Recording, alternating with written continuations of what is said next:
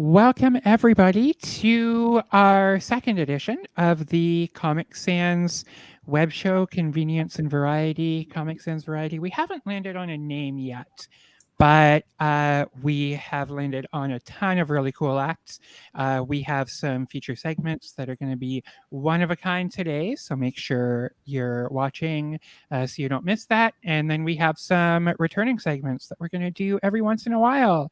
Every month we're going to have different segments, so really happy to be doing that. Tonight we have a great show for you. We have a few pre-taped sketches. We have a variety of different stuff. We have a makeup tutorial. We have Velvet Duke with his crooner, a little bit of musical comedy, musical improv comedy.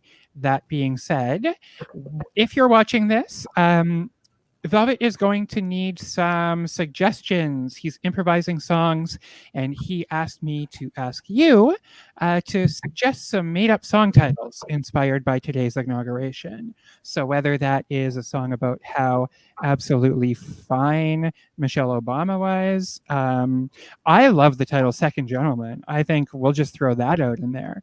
I would love to hear a song about the Second Gentleman, because it's the first time we've had one. So if you want to give us a song title, just pop it into the chat, into the comments, and we will be able to find them. And then Velvet will sing a song for you. What else do we have on the list today? We have I'm going to be roasting the news. I planned on doing a recap of 2020, but this last 2 weeks has been enough news that I couldn't do that. So we're just going to keep it small, talk about what happened today. I have a very special guest. We have Meredith Gilroy, star of Make Karen Great Again, a new web series produced by incredible, wonderful people featuring Meredith and friends of the show, Ray Lockdust, Sarah Ashby. Really great people, funny, hilarious show. Then we're going to do a I don't know what to call it, a condensed segment of Ray Lockdust's show, Serious and Sober. It's going to be a quick conversation, rapid fire 20 questions with Joelle Bolton South, who, by the way, was on my very first comedy show that I produced, Alice's Big Queer Comedy Show, over 2 years ago. Still one of my favorite people of all time. So that's what we have in store today for the show. We're going to start off with something a little special, a little dear to my heart. For the past 6 months or so, I have been working with some really cool people on a project called Charisma Mod. This is a lovely show. It's a live stream Dungeons and Dragons campaign / podcast featuring comedians and a wonderful dungeon master, game master, Stella Saint from the burlesque world. And she's just super awesome. We have so much fun. So I'm going to be playing a little recap of what has happened in 2020 on the show Charisma Mods.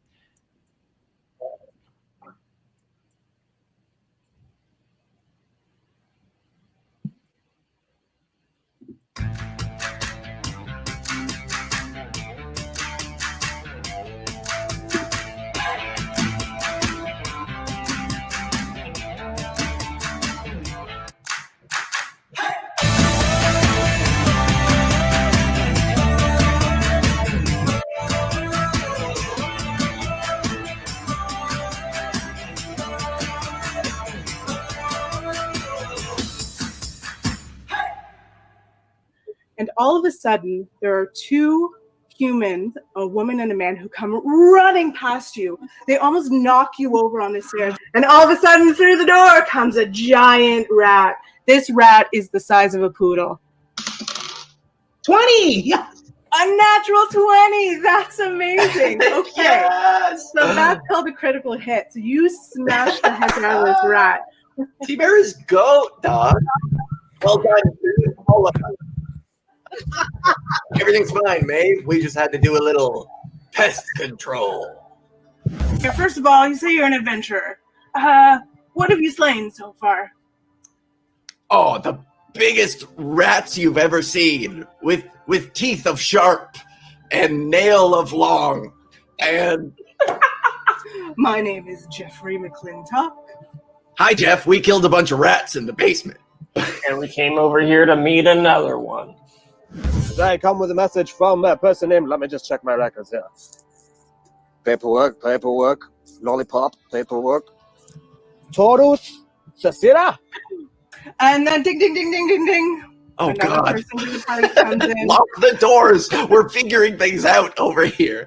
I go, Maeve, baby, honey, is there something that you're not really telling us about who you purchased this plot from? It was a wizard's tower. You should know that a wizard's tower stays wizardy for up to 1,000 years after, like a gas station. Can I give Yodel one of my weapons and bequeath him a member of the party now? Dubbing Sir Yodel. Troop, I haven't the words. We have Hugh Grant wearing Steve Irwin's hat. Do you have a name for this troop that you carry on with? The Expendables. Workshop it. Well, we are the we're The Expendables. we're the D&D deplorables. The Guys? go. I think we have to get our asses to the library, La Bibliothèque. All right, so Right. so we gotta go to this mine. Obviously. Yeah. Maybe I'm being too impulsive. Maybe someone threw that word around. I'm not gonna say who. But Okay. if we go to the library, I call all the picture books.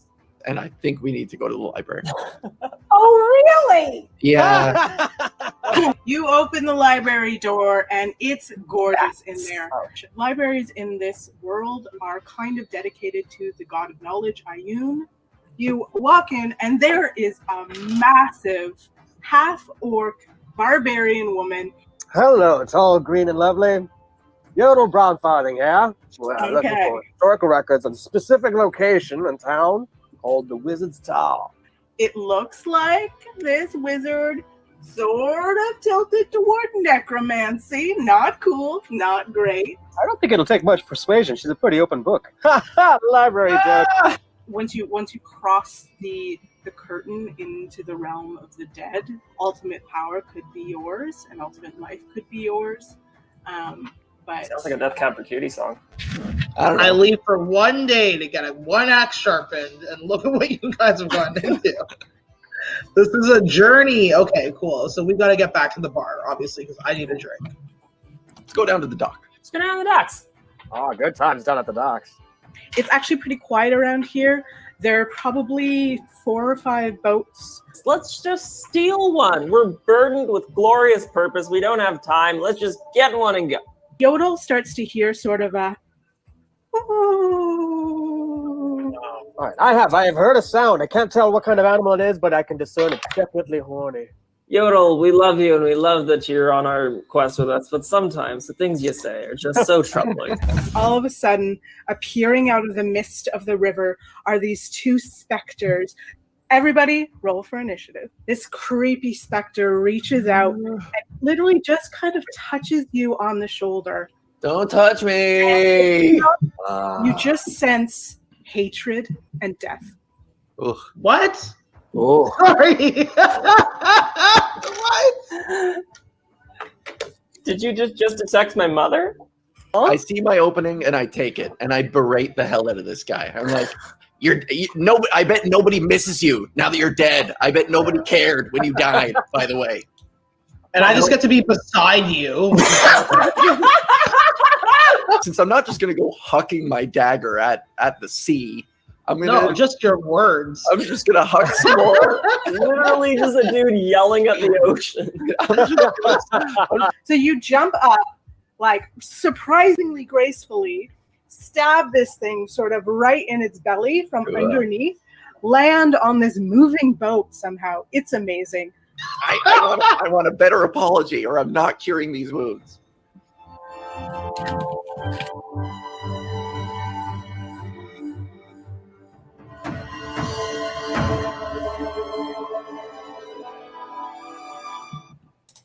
I want Grimmy to sing us a traveling song. And a 1 and a 2 and a here we go on our way to meet the beautiful, wonderful Maeve. She's got a new bar and lots of drinks. We're gonna have a good time, all of us think. We've got T-Bear over there, and we've got I have no idea. He's a demon that's scary. Hey, what's that voice in the clouds? It sounds like if I were to give the name, it would be Stella. I don't know. That's just kind of what I thought on the spot. Here we go. Best of friends, 4 of us. Wow, it's amazing how fast an hour and a half passes. Wow. All right, so that was a little recap of what happened in the first 4 episodes of Season 1.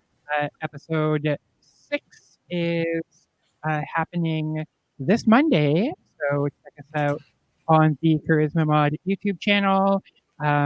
It'll go live on this page if you're watching from YouTube. We're streaming on Twitch 7:30 on Monday night.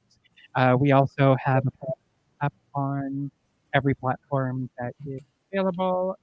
Wherever you listen to your music, will be there. iTunes, whatever.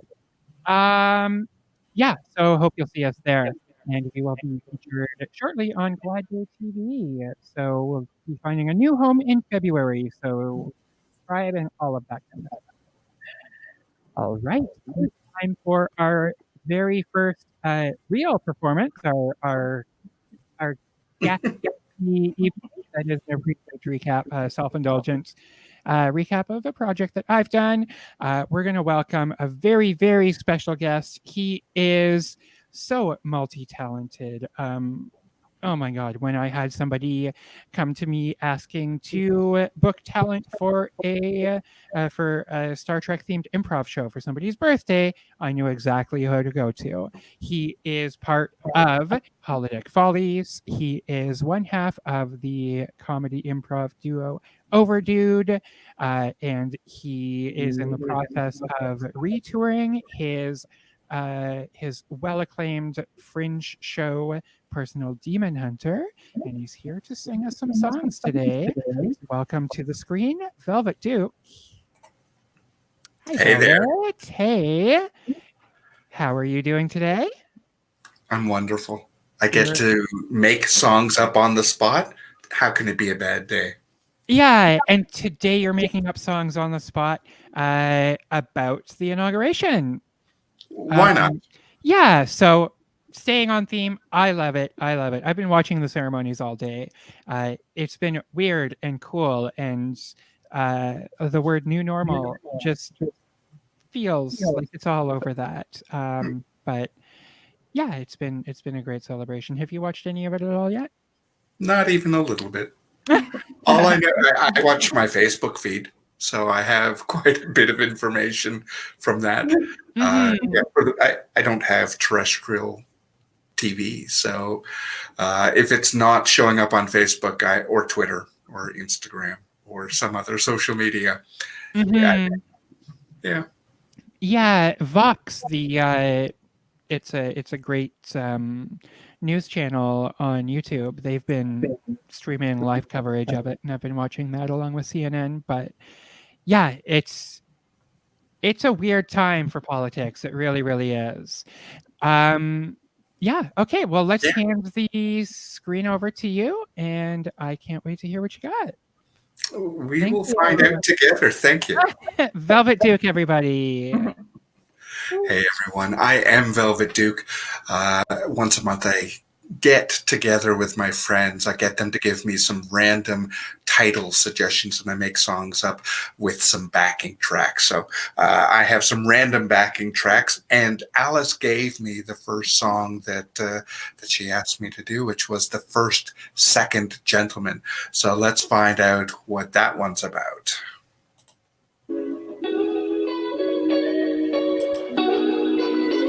All right.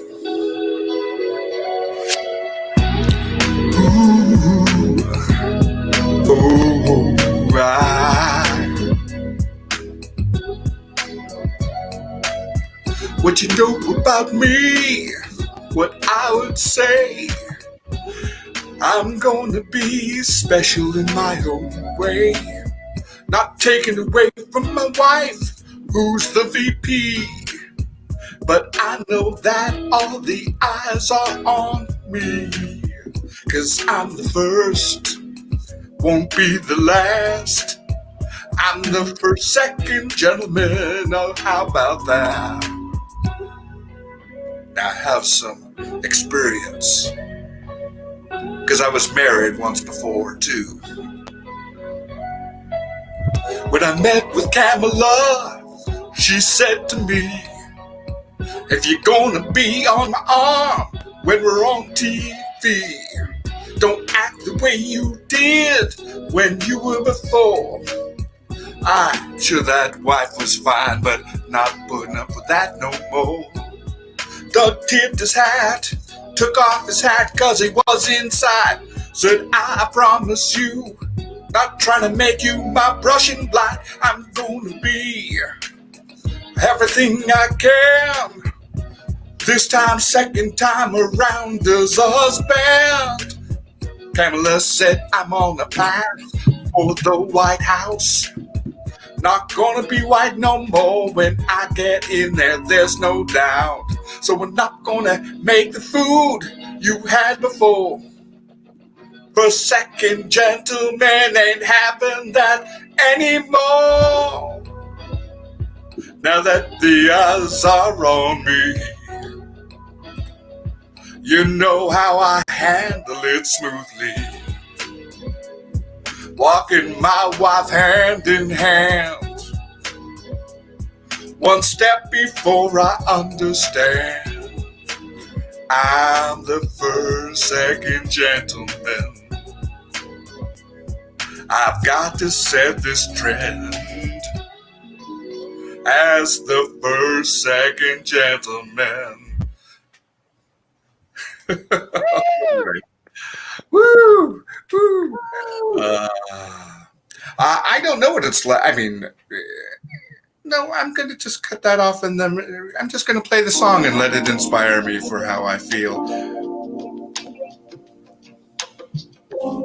I'm going to imagine Doug's been in and around the White House now for 101 days. He's getting a bit comfortable.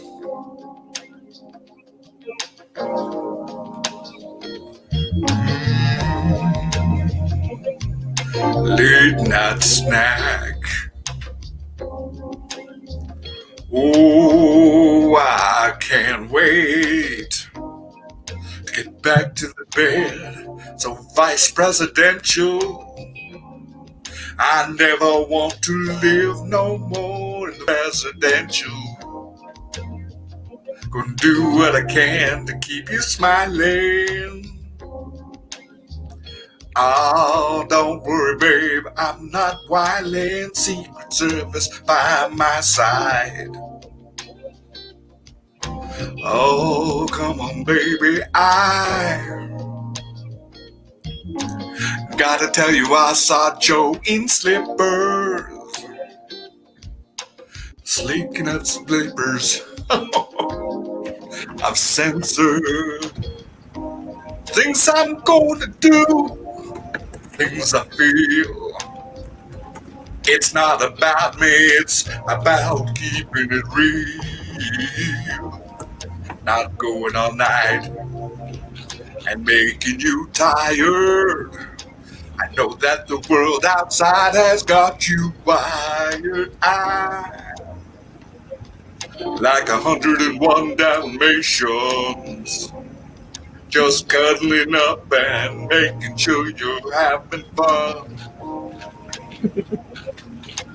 Living in this house feels so natural, even though I know I have no official role. I know, babe, you got it under control. Come on, come on, come on, come on. I'll do what I told. Got on my mask, got the whips, You're gonna treat me right, and I'm gonna beg for it. I think I just revealed that Kamala and Doug are into some things.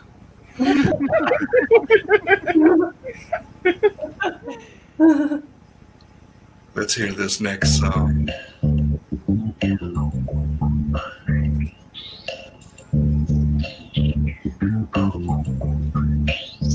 We fixed the world. Fixed the world. I'm there at the press conference and you gave me a speech to say on how we opened up the jails and let the people walk away. Gave me a task and you know I'm on command. Oh, I love being here holding hand in hand. Representing the progressive. You and me, I'm so glad you got elected. And when we set our eyes on high, know the presidency is coming to us. I'm smiling like a Cheshire cat, can't give it away. Just gotta talk about abolishing jails today. But I got a secret smirk, Secret Service can see. I'm gonna be the one to get to be your VP. No, that's not happening. But I thought, oh, I see you let my man ego get in there. Whoa, what do you mean I have to sit at the back of the bus? Oh, I see you doing to me what happened to us. I mean you, I see what I do. I was just here to make a speech. Now this whole marriage is the thing to be impeached. How could I do it? Why did I do it? Oh, that feels kind of good. I'm unraveling. Why am I unraveling? Why can't I just do what I should? Oh, making me walk behind the bus. Oh, come on, don't you remember it was both for us? Oh, I just want to get it good. Let me go back to being the husband that you loved when we started all of this. Oh. All right. So Doug screwed up. I have a minute to try and get Doug to get back to that beloved first, second gentleman position once again. Let's see if this last song will help him out.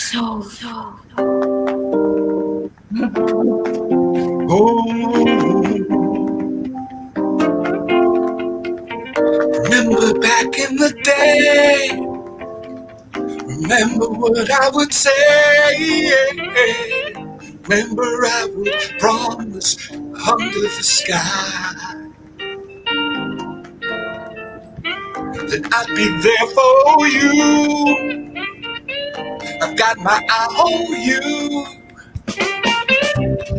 Come on, let me love you again all night.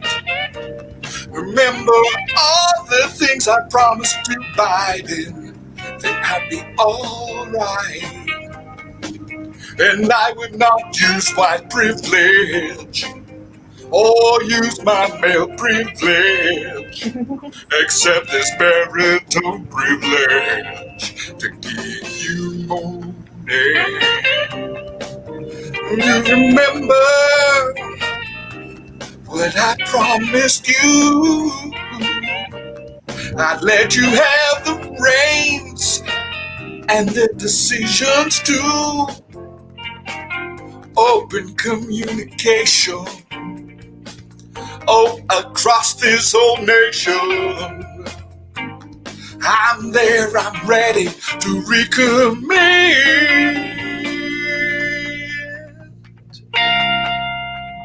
Whip me if you need to, oh. Make that pain go to my soul. Love it when you're in control. But that not working no more. Come on, come on. Our reconciliation home. I'm sorry, Doug, because Barack Obama is now single and available. Michelle and Obama, Michelle and Barry. Now Michelle Obama, Michelle Berry, and Kamala. A power throuple. The states are ready for that kind of love, and they get it without any trouble. Now Barry's the first, second. He's every man everyone wanted. Can't hold a candle to him, but he never flaunted. All right, that was way more time. Thank you for giving me some extra time. I am Velvet Duke, and let's cut back to Alice. Velvet, everybody! Give him a round of applause. Yay! I have never heard politics sound so sexy before. I've never been so turned on by a song about a 78-year-old man. I love it. Our next segment, this is really difficult. I don't know if you can tell, but I'm trying to do like control room stuff while also talking. I can't wait for the pandemic again so I can have the easy task of just performing in front of drunk people and having to listen to them. So we have another really cool, awesome special segment for you from Vale, who is a wonderful, incredible stand-up comedian, theater artist, anime performer, everything, anime reviewer. Everything. I just absolutely love them, and they're a style icon in the queer comedy community. So we've asked them to run a fun segment teaching us how to achieve their look. So this next segment is called Makeup Crimes. Woohoo!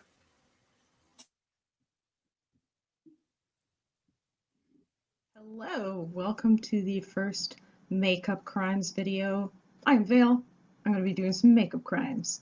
I'm going to be talking about lip blush, which is literally just using lip gloss or lipstick, any kind of lip color on my cheeks. And this is going to be quite an adventure for me because I never wear blush ever. We're gonna try some stuff. So today we are going to be trying out 6 different types of lip color to use as blush. The reason that I decided to try this like lipstick as blush thing is because I really like fucking around with color and looks as much as I can. People who wear makeup who end up looking just like a creature or like something slightly otherworldly. And I feel like using weird colored lipstick as blush does that for me. First one I'm going to be using is the Fenty. This was like a limited edition holiday thing, not from this past holiday, but from the holiday before that. It's metallic, it's very sheer. Actually, all of the colors that I've chosen today are sheer. I guess you could say I'm going for more of a highlighter look compared to a blush look. All right. I've been told, I think that highlighter needs to go like up, like along here or whatever, so maybe it shouldn't be this far down on my cheek. Again, with makeup crimes, you don't need to care all that much because you're doing makeup crimes. The first rule of makeup criminals is you don't care.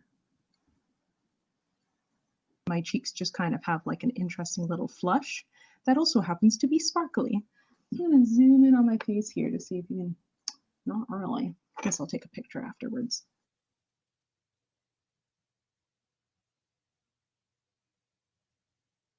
Next shade we're going to use is this like Bite Beauty multi-stick. So as a multi-stick, I'm assuming that I'm supposed to be able to use it on lips, eyes, and cheeks.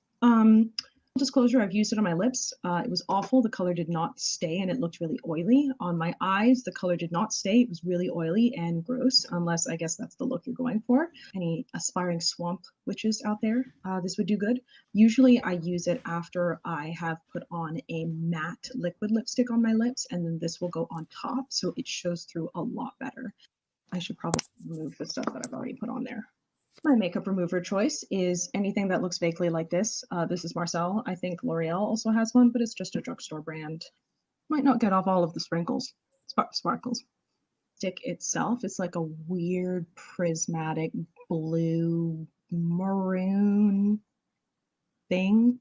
And when it goes on lips and eyes, it looks a lot more blue, but it's interesting. On my cheeks, it actually comes out more brown, just with like a blue shift. Not a big fan of this one. Not a fan. Not a fan.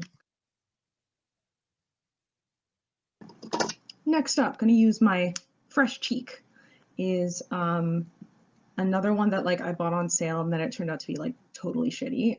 So this is the NYX brand Duo Chromatic lipstick.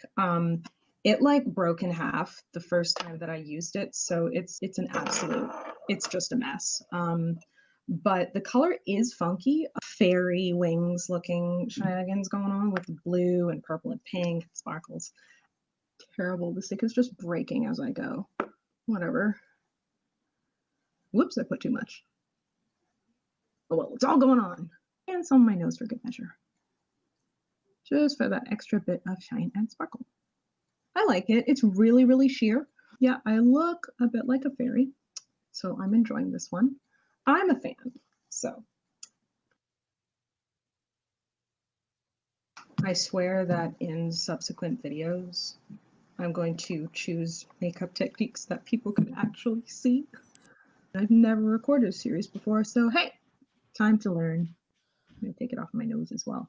I love the idea of putting sparkle on your nose. It's just like that extra weird thing to make you look like extra fairy-like. We're going to do a Pat McGrath Labs gloss.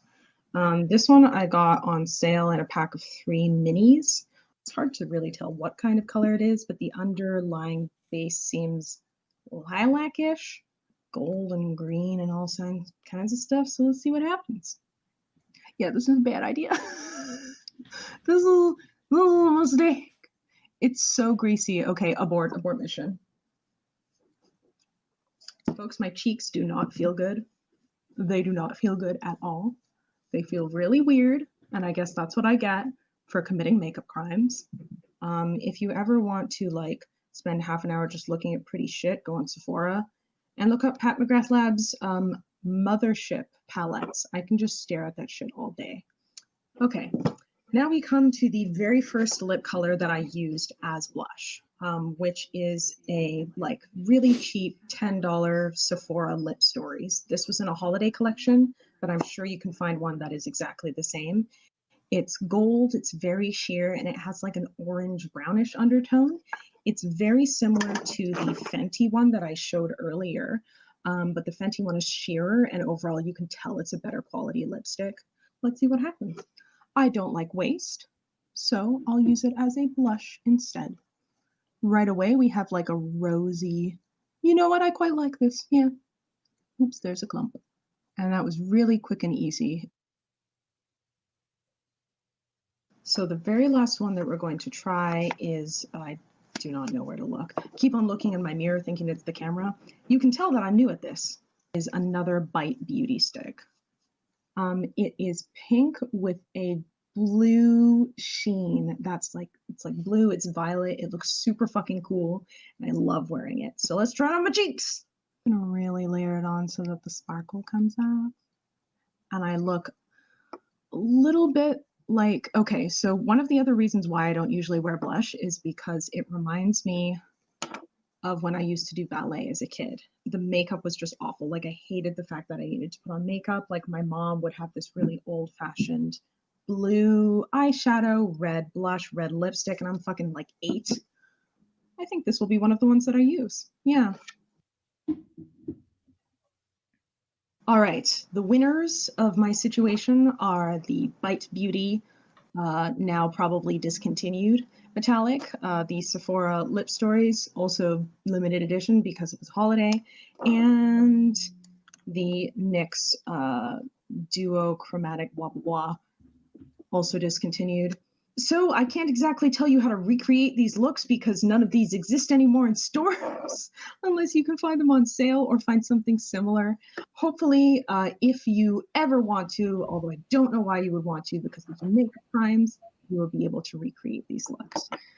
I have this weird and distinct memory from high school where one of the folks who were in grade 12, when I was in grade 10 or 11, we were in anime club together. And at one point, I just distinctly remember them like looking at me from down the hallway and just went like, you and your high cheekbones, and then just walked away. And I'm like, wherever you are, person, you made my day as a 16 or 17-year-old who was very self-conscious and did not know what it meant to love their body. All right, I'm done. Do I look like a clown? Yes, that's the point of makeup crimes. Hello again, viewers. I am joined by Ray Lockdust, who will, I'm sure, commit way fewer makeup crimes than me. I really like the combination of green and purple in your look today. Did anything inspire it? Oh yes, it's a gay reason. My girlfriend's favorite color is green and my favorite color is purple. So I told her about this and she was like, we should do a green look. So I threw purple in. In general, what role does makeup play in your life? Makeup is a huge thing for me for so many reasons. It's the whole mask of confidence where I can make myself look like anything because I have those skills. Like I love body painting and how I can create anything out of what I want to do. So when I have a specific look in mind, I find makeup is one of the most limitless forms of art for me because it's just everything that I've wanted to do, I've been able to kind of figure out, even if it is just literally painting myself to be Iron Man. I can basically do anything and then wipe it off and then try it all again. Yeah, the wiping off is the most painful. Like there have been times where I will spend like 5 to 6 hours painting myself with something and I won't be happy with how it turned out. And I'm just like, oh, and then I'm just stuck in this mess that I have committed so much time to. I can't imagine what that would feel like to be in and then having to take it all off like a second skin. I have very sensitive skin, and so I don't like putting on foundation. I don't do blush ever because I just hate how it all feels. So I can imagine that body paint is that to 11. Depends on if you're using cheap products or not. I've used a whole range because like I started like playing around with makeup and I would use like acrylic paint, which don't paint your skin. So then I stepped up to cream-based makeup. It's very malleable. You can get good shading, and that's what a lot of people will use when you're doing clothes. But I like water-based better because you don't feel it. It depends on what you're using and how sensitive your skin is. So there might be a body paint for you. That is really, really cool. Sometimes I work with my blemishes. Like I'll like use them as a line. So like these freckles are really good for collars when I'm painting like a suit. So that's just a happy accident my body has given me. That's so cool. My favorite thing about makeup is that you can do the exact same look on 5 different people and get 5 different looks because everyone is unique. But then you can do 5 similar looks on 5 different people and have them looking the same because of how you're manipulating and contouring everything. I kind of want to get your opinion on using lip colors as blush. Yay or nay? Yay. It's bad for the skin, but because I come from a theater background with my makeup before I went to school for it. So like I learned the tricks of just like, fuck the actor's skin. Here's what they say. So it's just like yay and nay. Like I found a love for alternative lipstick looks because I would do special effects and I would use it for blood and just like scabs and stuff. I feel very validated right now. So thank you. One last question that I have is, if you could design like a line of makeup or a makeup product, what would it be? It's hard for me not to just be like, I want to do what like Charity does, where they are like a high-end, highly pigmented, but low-cost company, because basically they the story of them is like someone was like, hey, makeup's expensive. Why is makeup expensive? I have this way where it cannot be expensive, but it also cuts their product quality. So it's like, I would love to be able to offer a line of affordable, high quality makeup that's like, you know, like in between Smashbox and NYX. I want to really thank you for taking the time to chat with me. Do you have any upcoming gigs, shows, events that you want the internet to know about? You can find me in the series Make Karen Great Again. It's a great show, and I think everyone should Google it. And oh, I also do things. Google me at Ray Lockdust Comedy, or just Ray Lockdust. I'm fantastic. The same on everything. Once again, thank you very much for taking the time. I'm going to unrecord now. Oh yeah. Oh. Next on Vale's makeup crimes. Vale just makes weird fucking noises into the microphone for 5 minutes straight. Oh, I poked out an eyelash. Clown maximize. And that was Vale with their makeup crimes. My only makeup crime today was not putting any on.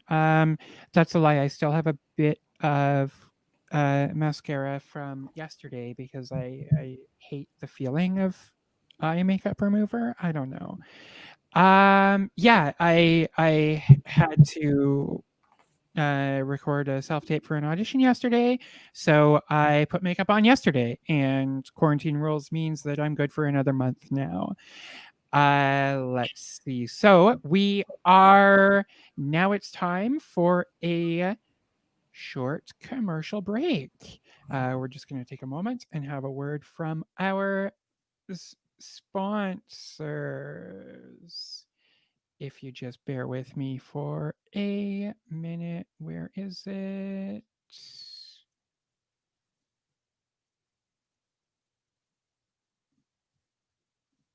And there we go.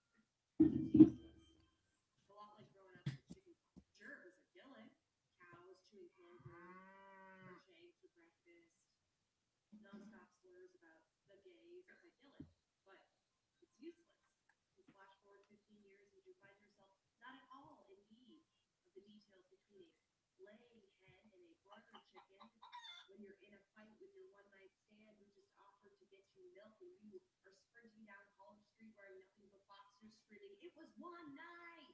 Don't milk a cow for me! Don't milk a cow for me! Too much!" Anyway, let's change channel.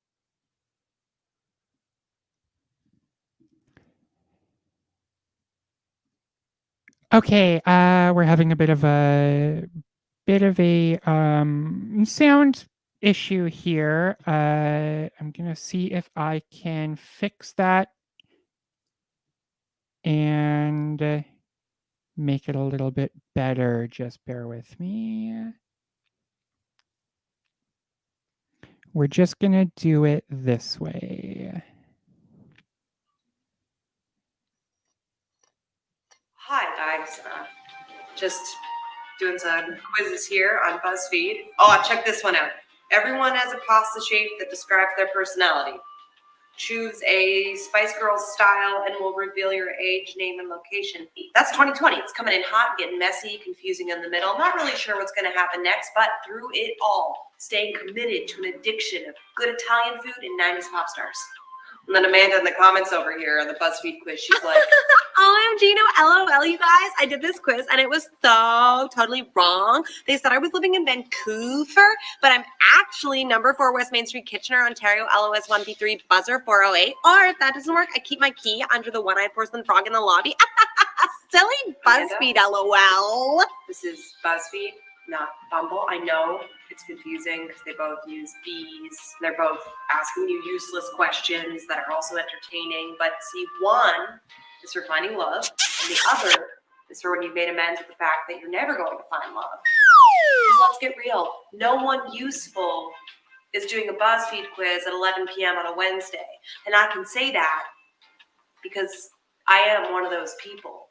Okay, let me paint you the picture. You're lazing on your couch or your chair or your location of comfort of choice. Got one hand filling out the BuzzFeed quiz, one hand furiously masturbating. It's delightful, but it's useless. It's a lot like growing up on a chicken farm. Sure, it was idyllic. Cows chewing clover, crocheting through breakfast, nonstop slurs about the gays. It's idyllic, but it's useless. Because flash forward 15 years and you find yourself not at all in need of the details between a laying hen and a broiler chicken when you're in a fight with your one-night stand who just offered to get you milk and you are sprinting down College Street wearing nothing but boxers screaming, "It was one night! Don't milk a cow for me! Don't milk a cow for me! Too much!" Anyways, let's change channel. Are you tired of eating literal shit? Do you spend hours on meal prep only to have it still turn out shitty? Well, we've got a solution for you! Introducing Shit in a Box. Tastes just like the shit you always make, but now it's in a box. Skip the cooking part and get right to eating that shit. And it's still got that shitty homemade smell you love. Thanks, Shit in a Box. Shit in a Box. Now it's gluten-free. Order now and get not one, not two, but so many shits in a box. You've tried the Birch Beauty Box. You've tried the Good Food Box. But have you tried the Butch Box?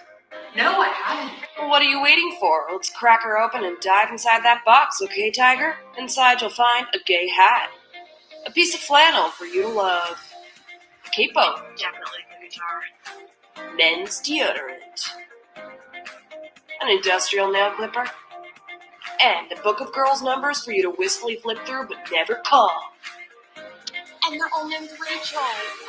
I had no idea who I was supposed to be. And then I found Butch Box. Best thing that's ever happened to me. Best thing that'll ever happen to you. Before the Butch Box, didn't have any flannel. Thanks, Butch Box. It has everything I need inside. The good smells, the flannels, and this fantastic hat. This was all from the first Butch Box. But the second one's even better. It comes with a Zippo lighter, an Nalgene, a motorcycle, hair bleach, and a gift card to Home Depot, because you never know.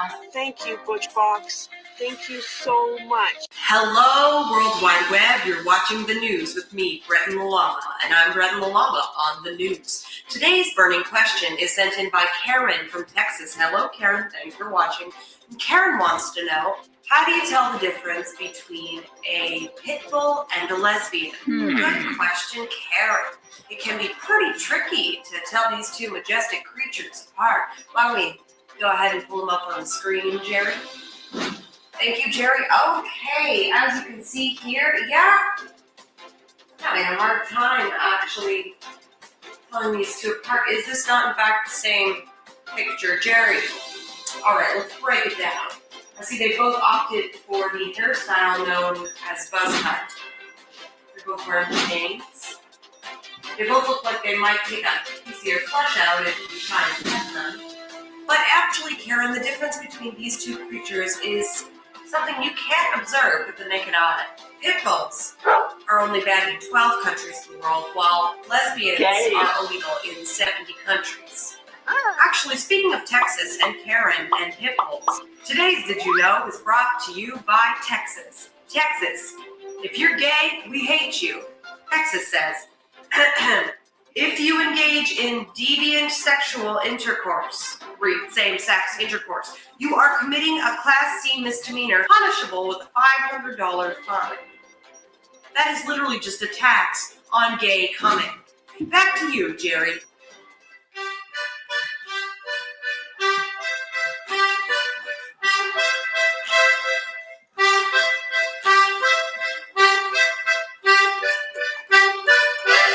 Hello. Didn't see you there. I was just spending some quality time with my little angel. Speaking of which, do you remember that time that you were really sad? Like, I haven't gotten out of bed this month except to go grab my Uber Eats order. Sad. You know, sad. So you went to the doctor and she diagnosed you as clinically fucked. She said you're clinically fucked. She said we can't up your dose of anti-Ds or the medical board will come after me. She said, I hope you got a friend. And you're like, yeah, my Uber driver Richard always gives me extra ranch sauce. Richard the Uber driver. You are my family. I don't need no antidepressants. No, no, no. Richard and his ranch sauce will set me free.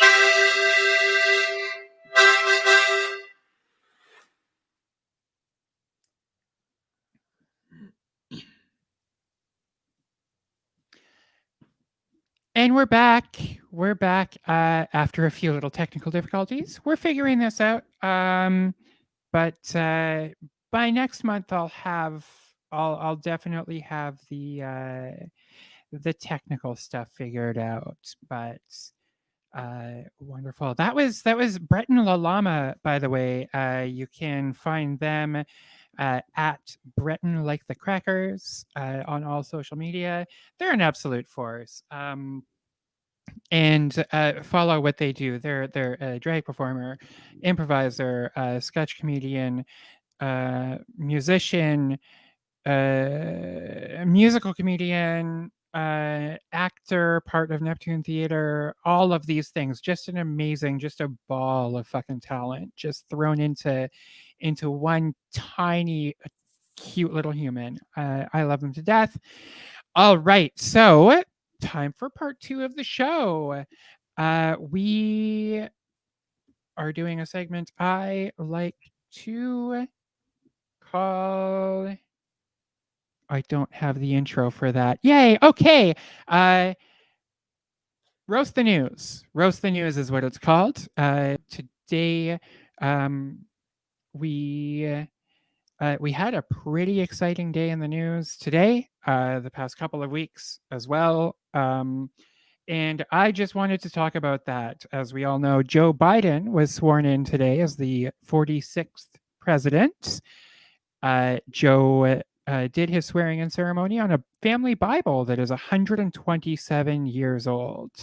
It was first given to the family at Joe's baby shower, right? Because he's old. It's the very first time the book has been seen by the general public since Harry Potter rescued it from the Chamber of Secrets. It's an old ass book. Come on. Yeah, Joe Biden and the presidency. Now is the time to make America great again. And by doing that, all we have to do is right the wrongs of the past 4 years. Joe has signed the 17 official acts in just this afternoon, far surpassing what Donald Trump has done in the entirety of his presidency. If you watched the ceremony, you would have seen Lady Gaga singing the national anthem. Lady Gaga. There we go. Singing the national anthem in Katniss Everdeen cosplay. Garth Brooks also delivered a rendition of Amazing Grace, showing the world that he still can't hold a note. I'm sorry, this boy sounded like a human theremin, and it was creepy. Still looks good, though. 2 weeks ago, as we know, a mob of Trump supporters broke into the Capitol. It was interesting to watch, at least for me, how the press handled the language surrounding the mob. Early in the day, they were referring to the group as protesters. They were soon promoted to rioters, then insurrectionists. By the end of the news day, some press outlets were finally calling the mob what they actually were, terrorists. And I think we could do a little bit better. So here are some other appropriate names for the rioters that I thought up. They were the I've got the cilantro tastes like soap gene rioters, the horrendous display of white privilege, or I think more aptly suited, thugs. Why are we not calling these protesters thugs? Trump departed the White House today. You could see him leaving the White House and entering a plane to the song YMCA by the Village People, which I can only assume is because the DJ misunderstood Trump's request when he asked for something for my Proud Boys. Trump is considering forming a new political party, this time with blackjack and hookers. He plans to call it the Patriot Party. The Patriot Party, because He-Man Woman Haters Club was already taken. And white shirts is a little too on the nose, isn't it? Trump did uphold one tradition, however. You may know that he didn't attend the inauguration. He didn't participate in any real peaceful passing of power, the peaceful transfer of power ceremonies, but he did, however, uphold one tradition. On his departure, he left a note for Biden in the Oval Office. Rumor has it that it has a very stern request to delete the browser history. Other sources claim it simply read, "No, you're impeached." Kamala Harris, a woman of Jamaican and South Indian descent, is just amazing. Is proudly the first female vice president in U.S. history. And for the very first time, someone's finally going to put some spices in the presidential kitchen. It's about time. I mean, Michelle did her best, but I think it's fine to know. It's really comforting to know that at least for the foreseeable future, the first internal conflict of this term is going to be which auntie's roti is better. So I'm really happy about that. We're going to skip ahead now to our interview segment. We have a very, very special guest today. She is an actor, a wonderful human being, and the star of the recently premiered web series Make Karen Great Again. Let's welcome Meredith Gilroy. Hey, Meredith. Hello. Hi How are from you? Vancouver. You're in Vancouver. I am. So I hope there wasn't an issue with the time change then. No, I've been doing this for a while since we've been filming Make Karen Great Again. Most of the actors are on Eastern time. And so I have been doing the time change for a while now. So I've made it here on time and I'm fine. Got it. Super, super glad you have joined us. Did you watch any of the inauguration today? Any of this? I did have it on in the background while I was working at my day job. So I did manage to catch the Garth Brooks that you were talking about there. I tend to agree with you on that one. That was a bit of an interesting rendition. But I caught some of Joe's speech. And I missed all the other performances, but I'm going to watch them when I get home because I've taped it. Very, very cool. Yeah. Powerful speech from Biden today, calling for unity, calling for people to come back to democracy and all of this, which really highlights what the past 4 years means. Can I ask you, what if you were to name Trump's new political party, would you have a name for it? Name Trump's new political party without any swear words or evil. I don't know. It's like the a-hole party. It's so hard to choose between the superlatives. It really is. It really is. All right. So as mentioned, you are the main character of somebody who may lean a little more towards the Trump end of the spectrum. We're going to roll a clip from the show, and then we can talk about it a little bit. Great. Here is Make Karen Great Again.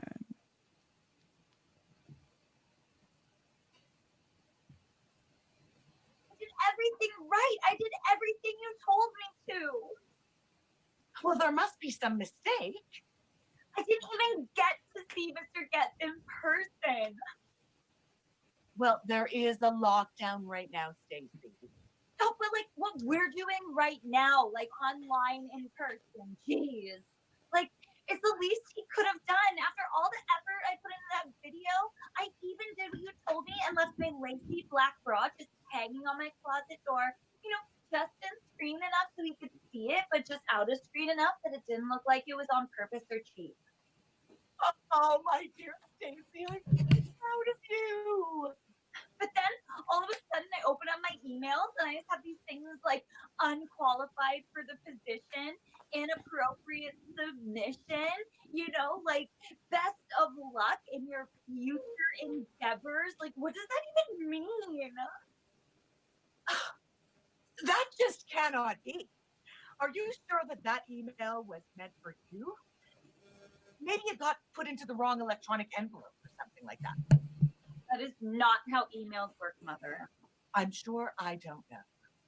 But I do know that it could not have been your video submission that he was replying to. You did everything right in that video. I watched it myself. You were friendly, you were charming, you showed off all your best attributes, and you made it absolutely perfectly clear without a doubt that you would do anything possible to get the job. This is what men expect. I know. And wouldn't it have been wonderful to work with an internet billionaire like Bill Gates? He invented Windows, No, Mom, no. It wasn't Bill Gates. It's Bill Getz. Gaetz. Getz. All right. That is a very, very funny clip from the show Make Karen Great Again. Sorry, I froze there a little bit. So tell me a little bit about the show and what attracted you to it. Okay, well, I actually have known the writer of the show for many, many, many years since we were youngsters. So that's how I got involved in the show. He, DJ Dayton is his name, and he approached me about playing this character, which I don't really understand why. I certainly hope that it is not typecasting, because this character is absolutely despicable. But I do enjoy playing her for that reason. because I get to behave in ways that I never would in my own life, nor would I want to.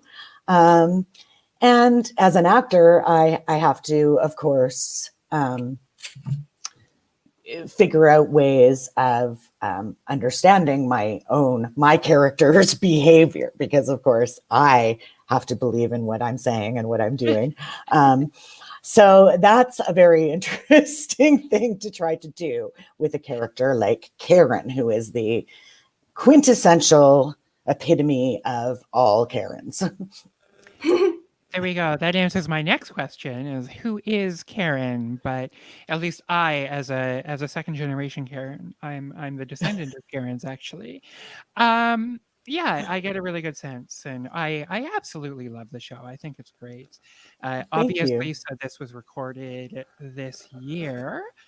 So this is a project that was recorded over distances and Mhm. recorded and taped remotely. Can you tell me a little bit about what that was like? It was very fun. Of course, I got to meet, I guess, a lot of people that I don't know. I have never actually met in person the people that I'm working with. It's been interesting during the lockdown because as my day job, I work as a legal assistant. And so I've been working at home for the most part. And so I would basically be sitting at my desk in my pajamas, working my job. And then, when the end of the day would come, I would jump out of my pajamas, throw on makeup and my outfit. And then next thing you know, be in my kitchen filming this web series. So sometimes I felt a little bit like a split personality or something. It's quite kind of strange, but super fun. Yeah, and definitely backwards, getting to lounge in your PJs, but then having to get dressed for That's not exactly work. right. Yeah.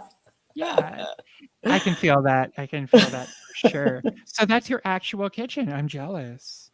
It is my actual kitchen. I don't know that you would be that jealous if you actually saw it, as it is a huge mess. I had to, like, if the camera ever swung, it would just see a big mess of everything that I shoved over to the side. My husband did my lighting for me. And so we had various home lighting fixtures with, say, a napkin over top of it to, mute the light and so forth. So it was a very kind of funny looking studio. Yeah, very makeshift, very Very. grassroots. But Mhm. yeah, I absolutely love it.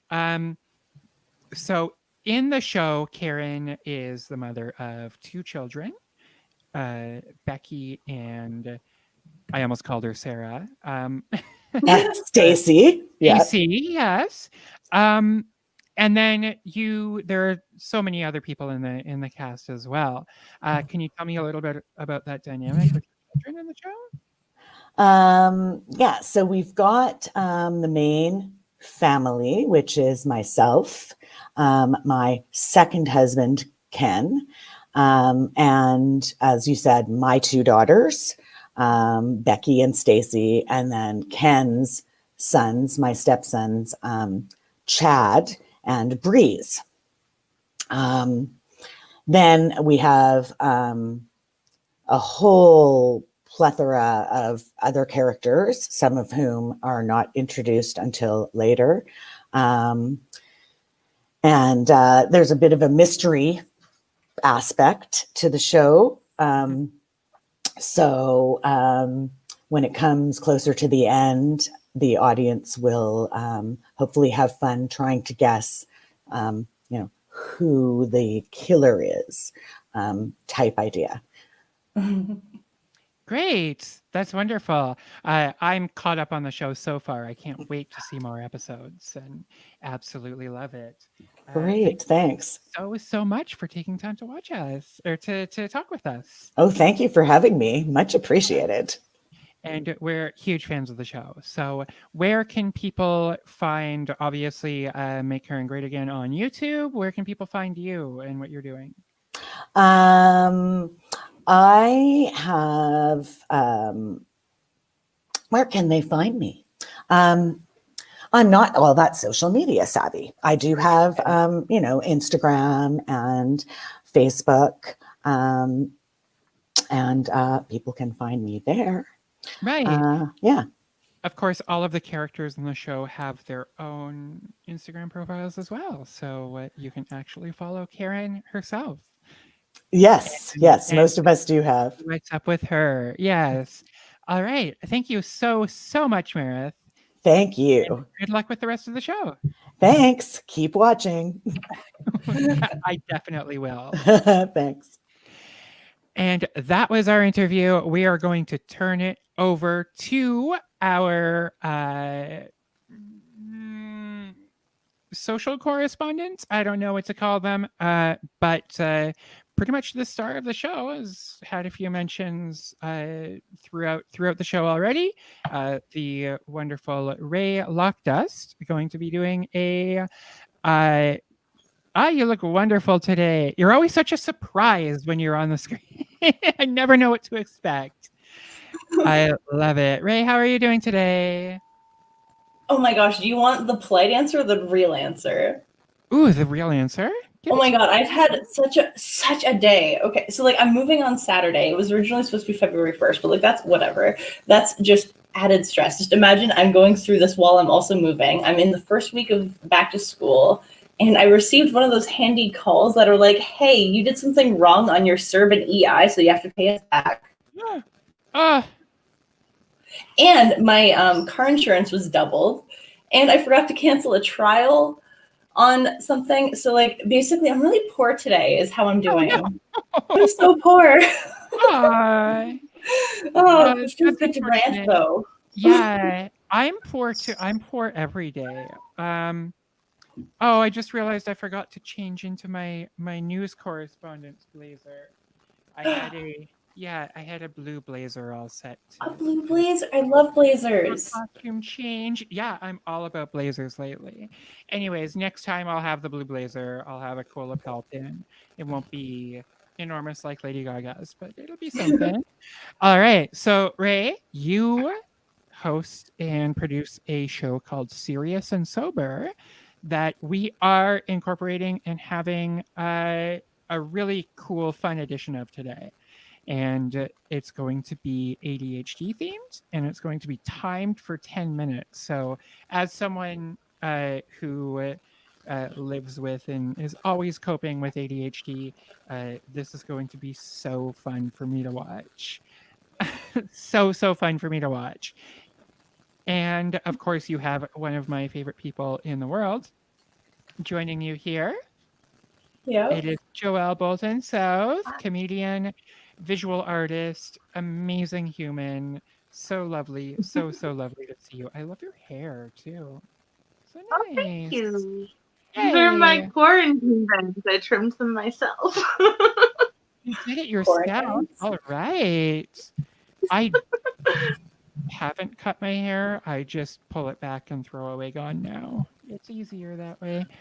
But congrats on that. I went all out for quarantine. I shaved my head at the beginning. I was just like, you know what? Yes. Icon. Yeah. All right. I am going to turn the show over to you, Ray. You are our final segment. So I just get to sit back and enjoy. Right. Thank you so much. All right. So, wrong way. There we go. I'm in charge. All right. Hey. Hi, Joelle. How are you?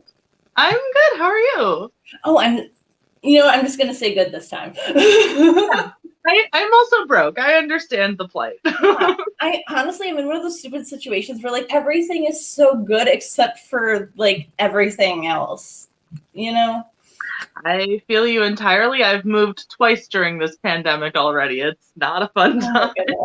Yeah, I've moved so many people, but we both have ADHD, and I'm going to keep us focused because I'm good at this. I'm a professional. Yeah, so let's do a segment about ADHD and immediately talked about it different things. Exactly. Like okay, so I was originally considering like, oh, should I do like an inauguration, like a political themed show today? And that was as far as I got in the thought because I started thinking about something else. So I didn't even watch the inauguration. I just like experienced it through the cliff notes of history, which is Facebook. Yeah. Yeah. So I had a day today, as I already revealed. But today, right now, in this moment, we are here to talk about Serious and Sober, which is, as Alice said, the show that I produce, usually every Wednesday, but that is currently to be determined because depression is kicking my ass and I'm an honest person.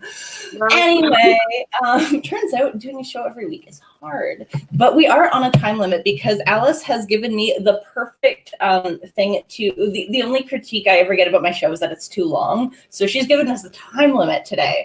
So what we're going to do is I'm going to ask us some questions and I'm going to time us. Yes. So we have 45 seconds to answer 3 questions and then a fourth if we don't run out of time. Okay. Okay. All right. So yeah, to begin, I want us to do a who, what, why. So I'll go first. So who, what, why. I am Ray Lockdust. I have they, them pronouns and ADHD, and that's why I'm here. All right. I am Joelle Bolton South. I use she or they pronouns. And I recently, very recently, as of like 2 weeks ago, got diagnosed and started medication for ADHD. Yeah. I was just diagnosed last year, honestly. Like, and it was one of those, like, actually, we're going to answer this in a question, so I won't go off. We are going to, usually for the show, I roll for questions, but I actually have them in the order that I want to ask them in. I thought so much ahead for this. So organized. Not that much, but, you know. I think there's a delightful bit of irony to the fact that like the ADHD segment is where you're the most organized with your questions.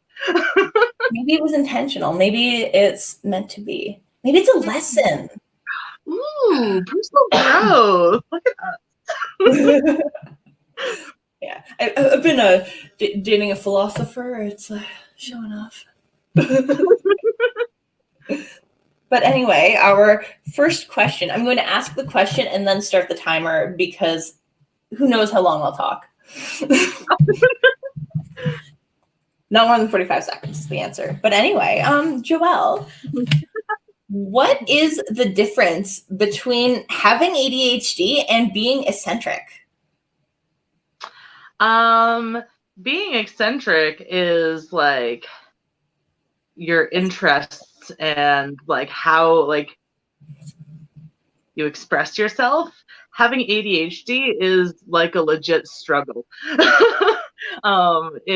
It's like constantly having to fight against your brain just to focus on simple tasks.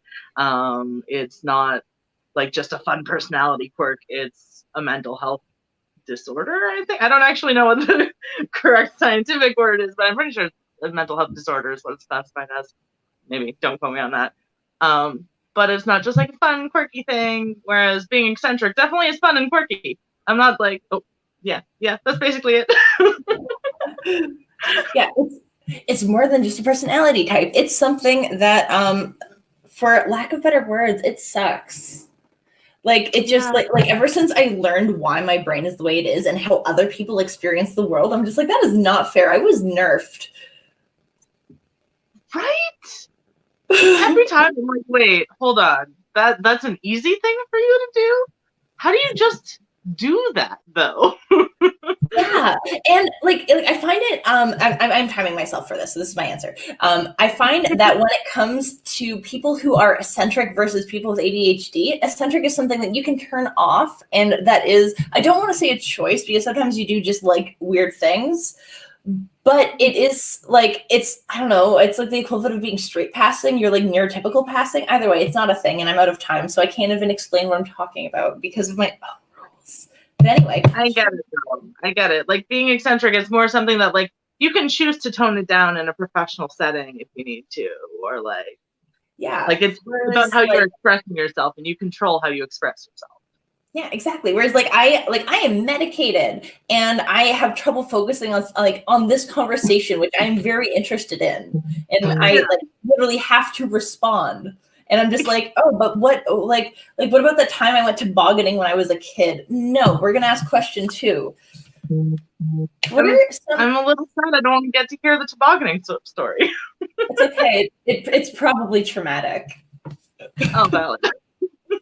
What are some symptoms of ADHD that often go unnoticed?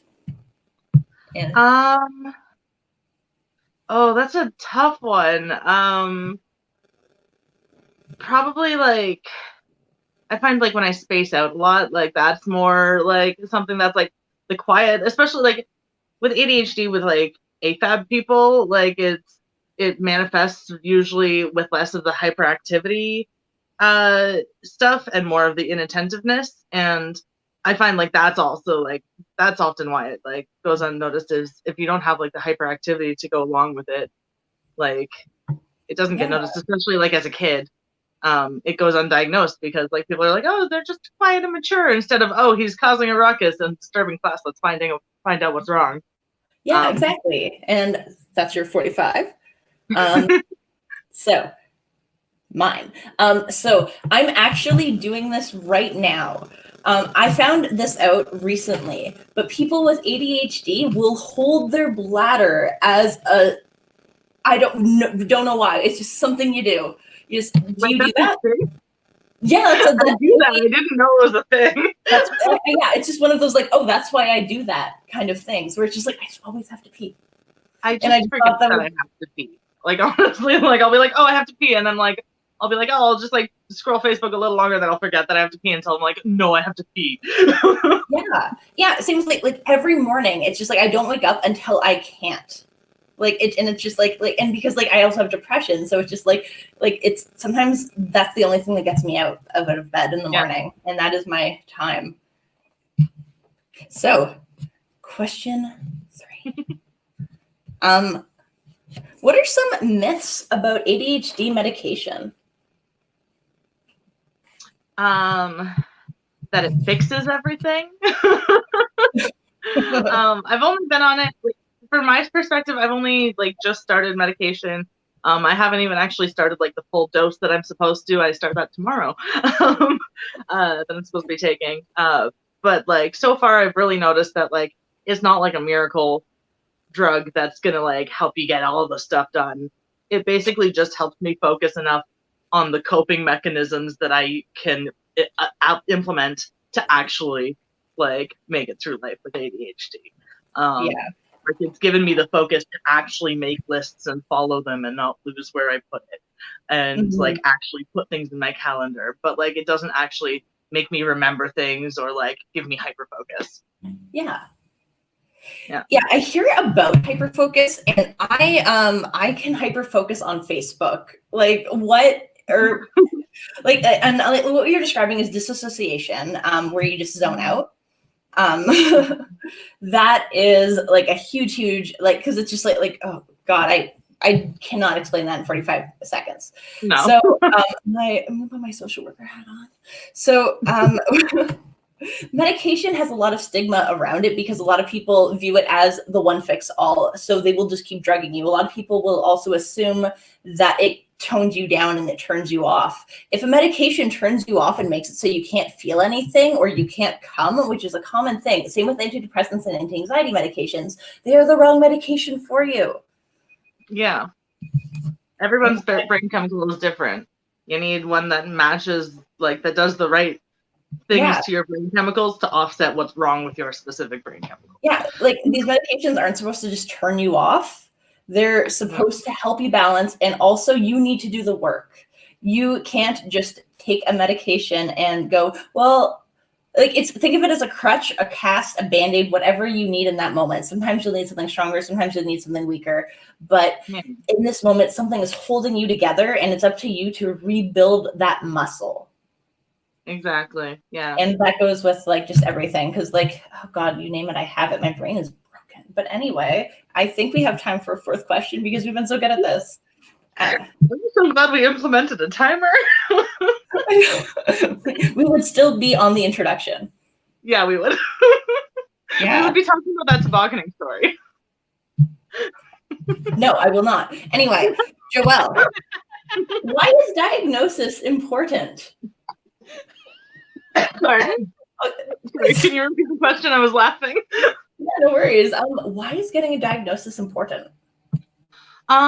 Because it helps you not feel like there's just something nebulous wrong with you, or that you're just stupid, or that like you just can't like focus, or that it's something like that you're doing wrong, or just laziness or something. Like I know that like before I realized that I probably had ADHD, I had like terrible self-confidence because I was like, I'm just a lazy piece of shit. I hate myself because I suck and I don't do anything. But I was like, oh no, executive dysfunction. Turns out that's a thing that goes along with ADHD. But like it helps you like kind of find like the right path forward in coping instead of just struggling without any direction. Yeah, absolutely. When I was diagnosed, it was a huge, oh, that's why moment of just like, I spent my whole life thinking that I was just one of the stupid kids, that I wasn't going to be able to do anything, that I was struggling because I wasn't good enough. And that and it's like my self-confidence is at a thing where everyone base level knows everything that I do, knows like it's just, so every time like someone can do something, that's them being better than me. So it's just, oh gosh, I have low self-esteem and ADHD, and I had like when I was diagnosed, and I said like, Mom, did you ever notice? And she was like, yeah, I always knew something was wrong, but I didn't need help raising my kid. And that's why I never got help for me being the way that I am. And it is so like, I'm bitter, I'm frustrated, but I'm getting better, and I'm working on what I need to work on, and I'm relearning all of the ways that I was told that I was wrong. And that is what's important, and that is why I let myself talk over the timer. Yeah, I'm really proud of you, honestly. As far as like the answer your mom gave you, that's shitty. I'm sorry. It's terrible that like somebody would be like, I'm choosing my own ego as a parent over my child's struggling. But I'm honestly so proud of you for like finding the path forward now, and like rewiring the way that you think about yourself in that respect as well, because you deserve to be confident in yourself. And honestly, like as much as yes, ADHD can like be a struggle, I'm also like glad that my brain works the way it does sometimes, because like it lets me think of like really creative things that I probably wouldn't otherwise. Like absolutely. I've spent so much time hating the way that I am, and now that I understand why I am the way that I am, I love who I am. That's awesome. Yeah. See, like that's another reason why diagnosis is important. Exactly. And I'm so happy that you just started this journey, and that I've been doing the therapy and the medication, and it works. It has helped me so much, and I'm so happy for you that you're now going to be on it, and that we're just like probably going to be like really awesome together, and like we already are, but like more awesome, because we might finish that conversation we started in grade 9. We might. Maybe one day. Maybe. But on that note, that has been 4 of the 3 questions. And so I'm going to close the segment of the short condensed version of Serious and Sober. And thank you so much for coming out and doing this, because I appreciate and love you. And oh gosh, I have a lot of really nice things to say about you. And Alice isn't here yet, so I'm going to keep talking. Oh, I'm here, but keep for having me on and inviting me to parties. I loved it. I just wanted to get in on the Joelle love. That's all. Yeah, Joelle is Alice, did you know that Joelle and I have been friends since grade 9?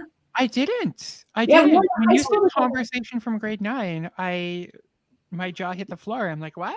No. Yeah. Yeah. That's We both went to high school together and then grew apart because like we lived in different cities and then reunited randomly through Facebook. Like I think I started following you on Instagram and we started talking again. And then we are living the exact same lives. Like we're both just like gay, poly, non-binary comedian witches. Like we're just the same person. And we're both in Hamilton. Well, like I'll be in Hamilton on Saturday, but like we're both living in Hamilton. Yeah. Joelle, you're in Hamilton now? Yeah, I just moved here in October. Oh, wow. Looks like Yeah. when everything opens up, our Hamilton show is going to be so much fun. So cool. So cool. Welcome both of you to Hamilton. Sorry to hear that, but also happy to hear that. Yeah, and thank you both so much. I didn't want to like get into this conversation, but as someone with ADHD, it's so nice to hear friends and people I care about and people I love talking about shared experiences that I can relate to. And that means a lot. I started my medication journey a million years ago, but only started my therapy journey with it recently in the past few months, and it is what it is, whatever it is. Yeah. So thank you both for sharing your experiences Yeah, and my pleasure. sharing all of your insights. It's fascinating to hear these perspectives. Thank you. So glad. And I no hate on the original Serious and Sober. I love the game show format. I love all of it, but I am obsessed with this like quick short. Yeah, that was so fun. Thing. Oh my goodness. Yeah, it's fun. It's exciting. It's a whole different beast. So yay! Yeah. And Yeah, I think heck yeah, therapy from heck yeah, everybody. therapy. Yes, nobody doesn't need therapy. Nobody doesn't need therapy. It should be covered because it is medically necessary for so many people. So many people. So thank you all so much. And that is the end of our show. Huge shout out to all of our guests, live and pre-taped. People have put a lot of work into the segments that you've seen here today, and I also wrote some stuff this afternoon. So it was thank you to all of the people who tuned in and who are watching. Check out the replays. Like and subscribe this channel. We're going to be doing this format show monthly, but we're in the process of having a different show every Wednesday night for you. So Wednesdays every week we're gonna have a show on this channel. We also run a bunch of really cool stuff, so you can check out past episodes of our virtual comedy shows or virtual comedy showcases. When things open up again, Comic Sans runs a series of comedy shows throughout Southern Ontario, and we're planning on expanding like we were planning on doing a year and a half ago when all of this started. But yeah, so follow us, follow Comic Sans Comedy if you want to see more Charisma Mod. There's a link to that channel on this video as well. And we hope to see you again. Thank you. Huge shout out to all of our performers, Velvet Duke, special guest Meredith Gilroy, Ray Loctus, Joelle Bolton South, Vale.